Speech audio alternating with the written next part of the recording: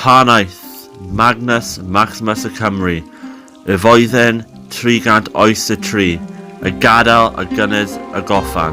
On the eve of the Roman invasion of Wales, Governor Aulus Plautius had control of most of South East England, and now he had his eyes set on the valleys of Wales.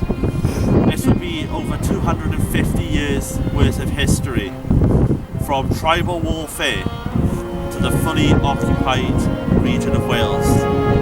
This is the story of the Cambrian Legion, Roman Wales.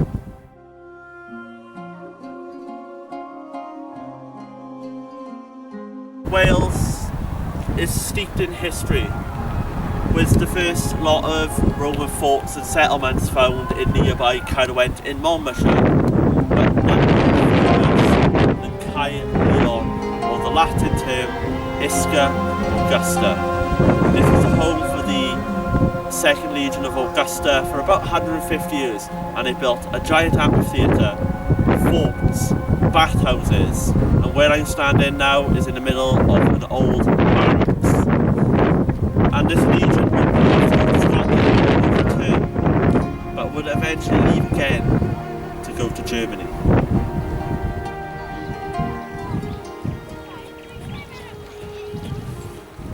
I'm here in the amphitheatre, and this amphitheatre is massive to say the least. If you have a look at it around by here now, it held up to 6,000 people, and this would kept all the members of the legions entertained, and all the subjects and all the colonisers who came from Rome entertained with gladiator fights or slave fights.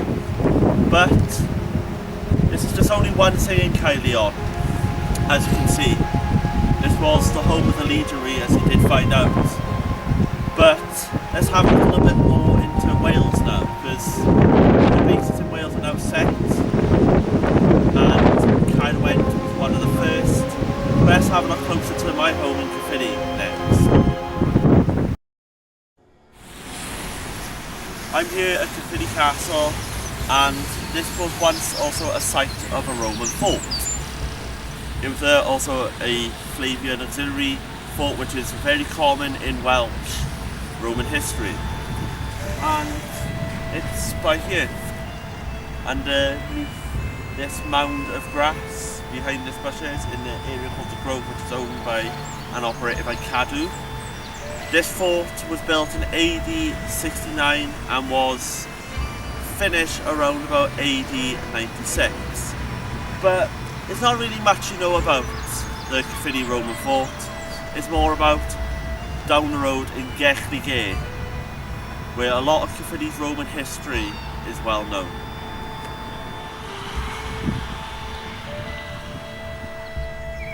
This fort is located just north of Caerphilly Castle and the original Roman fort.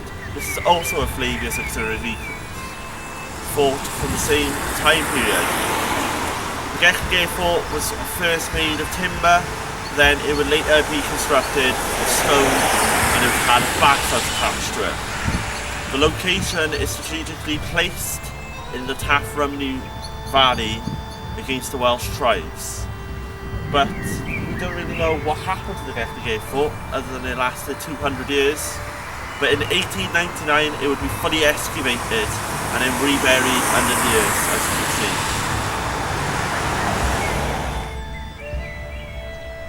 Forts were located across South Wales. You have Cardiff, which is located underneath Cardiff Castle, which you can actually go to, is near the bomb shelter if you're wondering where it is.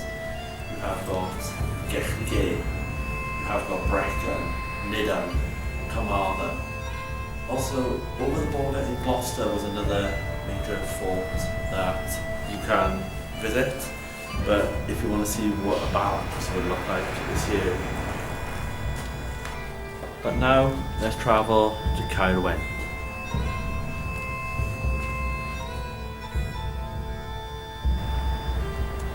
Caerwent is located near Caldecott in Monmouthshire. Caerwent is just your average looking sleepy village, but behind me is the old forum, because Caerwent Caerwen was once a Roman city, and quite recently a lot of its past has been unearthed.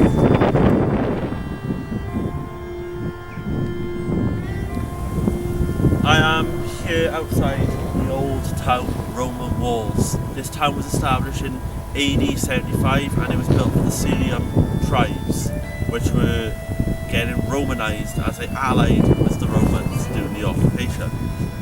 This town was actually named after the tribe as well, Ventusinium, which obviously would be the Latin word for the tribe, and it would be a thriving town with many structures, and the infrastructures of this town still remain.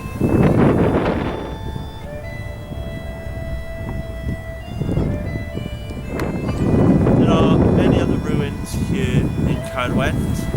We are here amongst the shops and houses in the area, as well as villas were here. As you have just seen, you have the Roman Wall and the gatehouse. This was a thriving city, and it was linked to the local roads to Caerleon, which linked to the legionaries.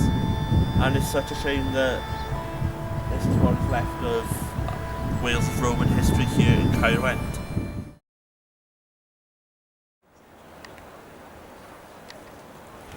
Well, the Romans didn't just build these fortresses and these just grand towns. They did do a lot to basically modernise a world that was still in tribal ruins, or not tribal ruins more like, but more in the tribal mindset. But they created stuff like pottery, so people could drink from. Sanitation was introduced, roads, which linked places like Caerwen to Usk all together. Sewages.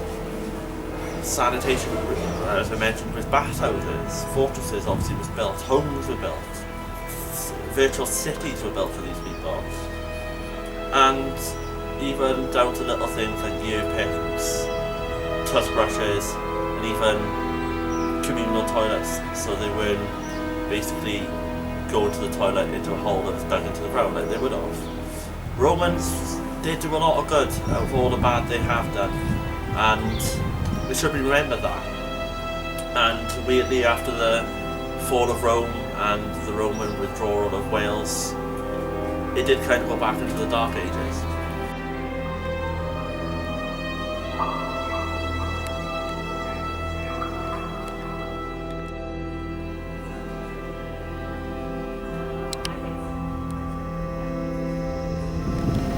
Roman rule would eventually end in Wales.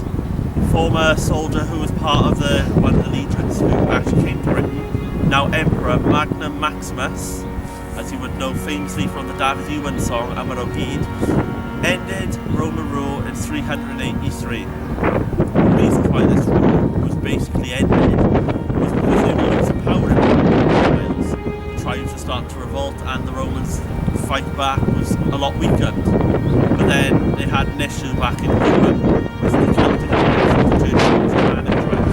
also revolting the Romans and basically trying to get away from an invasion themselves, which ended up being successful.